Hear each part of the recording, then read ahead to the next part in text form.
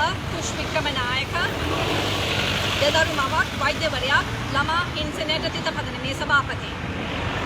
4 වන සතියටත් ජනාධිපති අනුර කුමාර දිසානායක මහතාගේ කාර්යාලය ඉදිරිපසට පැමිණ සිටින්නේ අවුරුදු 7ක් තිස්සේ අකර්මණ්‍ය වෙලා තියෙන මගේ දරුවාගේ ළමා අපයෝජන නඩුව සම්බන්ධවත් අනෙකුත් විඳින දරුවන් 40000ගේ පැමිණිලි සම්බන්ධවත් ඉක්මනින් ක්‍රියා කරලා සාධාරණයක් ලබා දෙන ලෙස ඉල්ලා සිටිමි.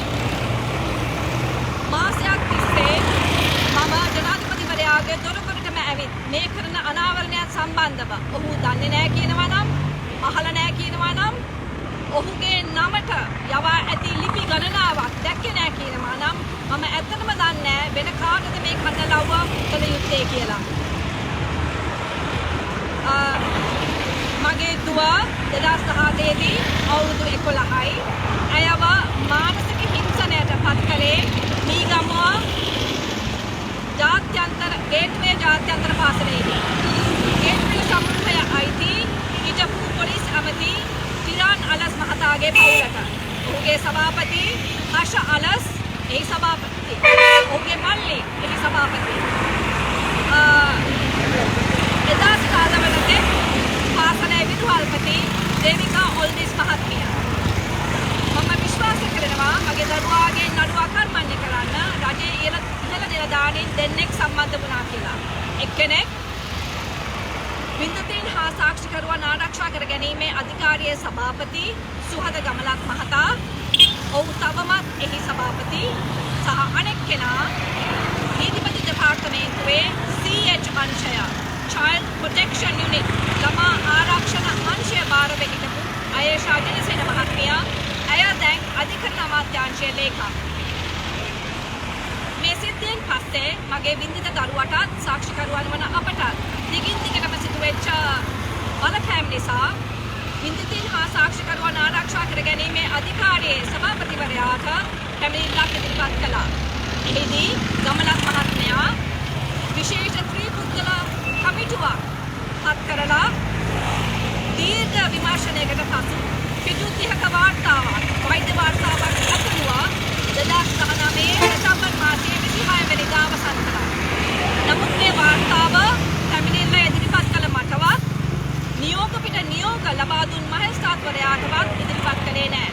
අවසානයේ 2023 දී අභියාචනාධිකරණයේ රිට් පැත්සමක් කරහා මේ වාර්තාව අධිකරණයට ඉදිරිපත් කළා.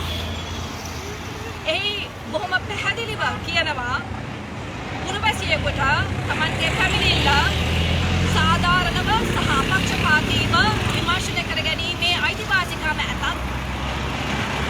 සීදුව පොලිසියේදී සමාරක්ෂක අධිකාරියේ පොලිසියේදී සහ විද්‍යුතින් හා සාක්ෂිකරුවන් ආරක්ෂා කර ගැනීමේ පොලිසියේදී මේ අයිතිවාසිකම උල්ලංඝනය වී ඇති බවත් මගේ දරුවාට පැහැදිලිවම මානසික හිංසනයක් ඇති වී ඇති බවටත්. ඉතින් සභාපතිවරයා හොඳටම දන්නවා මේ දත්ත නිවැරදි කියලා.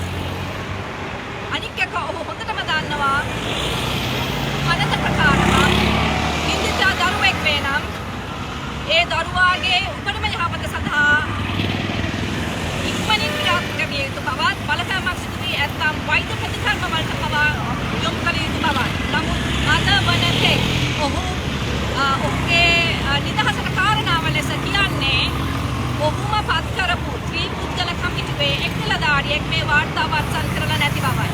නමුත් ඔහුට ඇති බලතල අනුව අවමත් මේ වාර්තාව අත්සන් කොට ඉස්තර කිරීමට ඔහුට හැකියාව තියෙන්නේ. විදුත දරුවාව නොසලකා හරිමින් Tamanගේ රාජකාරිය පැහැර හරිමින් ඔහු මේ කරන්නේ අපයෝජකයාව ආරක්ෂා කිරීම.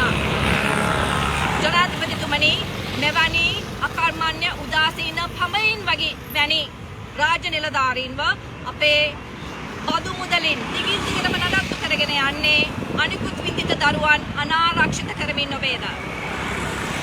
2018 දී මේ නඩුව ජාතික ළමා ආරක්ෂක අධිකාරිය විසින් දණ්ඩනීති සංග්‍රහයේ ඛණ්ඩ 308 කෘරත්වය යටතේ ගොනු කළා. අධිකරණයේ ඉස්මතු සාක්ෂි අනුව ගරු මහේස්ත්‍රාත්වරයා නීතිපති දෙපාර්තමේන්තුවේ ළමා අපයෝජන අංශය භාරව හිටපු අයේෂා ජනසේන මහත්මියගේ නම ඉහළම ඉක්මනියෙන් නීතිපති උපදෙස් ලබා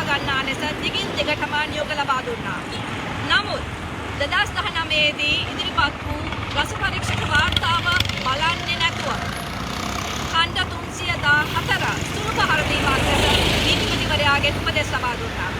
වාසනාවකට ගරු මහේස්ත්‍රාත්වරයා මේ ප්‍රතික්ෂේප කළා. නමුත් එදා සිට අද වන තෙක් නීතිපති දෙපාර්තමේන්තුවේ කිසිවෙක් මේ නඩුව සක්‍රියව විසඳීමට යුක්තිය ලබා දීමට ක්‍රියා කරලා නැහැ. කොටින්ම 2023 දී අභියාචනාධිකරණයේදී මේ දත්ත නැවත වතාවක් අධිකරණයට ඉදිරිපත් වෙනකොට ජනසේන මහත්මිය හිටියේ සොලිසිටර් ජනරාල්වරිය ලෙස, ඒ කියන්නේ නීතිපතිවරයාට එකක් යටින්.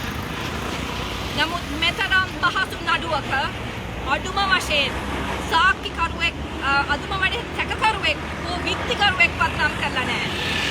මේක සංකීර්ණ නඩුවක් නෙමෙයි. 2018 දී සිද්ධිය වුණා. 2019 අවසන් වෙනකොට ඔවුන් අතට සියලු දත්ත සාක්ෂි ලබා දීලා තිබියදී තවමත් රස පරීක්ෂක වාර්තාව විශ්ලේෂණය කරගන්න බැරුව, තවමත් පිටු දෙක වාර්තාවක් කියව ගන්න බැරුව මේ සියලුම නිලධාරීන් නීතිපති දෙපාර්තමේන්තුවේ අන්තමන්ද වී ඇති නිසා මගේ දරුවාට යුක්තිය ලබා දෙන එක සැක නිසා මම ජනාධිපතිවරයාට ඍජුව පැමිණිල්ලක් ඉදිරිපත් කළා. ජනසේන මහත්මියගේ නම සඳහන් කරමින් අනිත් ආයතනවල සාක්ෂි ලබා දෙමින් මම ඒ සියලු දත්ත ලබා දීලා පැහැදිලි ඉල්ලීමක් කළා. ඉන්ඩිපෙන්ඩන්ට් public inquiry පාරදෘශ්‍ය ස්වාධීන මහජන විමර්ශනයක් කරන්න කියලා. නමුත් ලෝක විහිළුව වන්නේ ජනාධිපතිවරයා මගේ පැමිණිල්ල හරවා නීතිපතිවරයාටම යවලා තියෙනවා. නමුත් නීතිපතිවරයාට කිසිම බලතලයක් නැහැ අනෙකුත් ආයතන නියාමනය කරන්න. ලෝක ප්‍රකට සමාජ ක්‍රියාකාරී ආචාර්ය මාර්ටින් ලූතර් කිං වරක මෙසේ පවසනවා. An injustice anywhere